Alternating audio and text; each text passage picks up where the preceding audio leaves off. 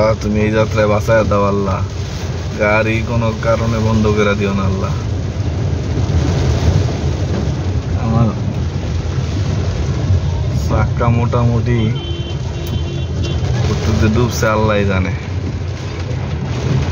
লামাইন তো সাগর বানায় ফেলাইছে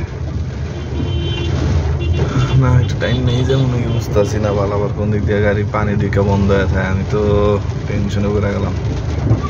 আল্লাহ বাঁচায় দাও আল্লাহ, এনে বন্ধ হলে শেষ জীবন যৌবন।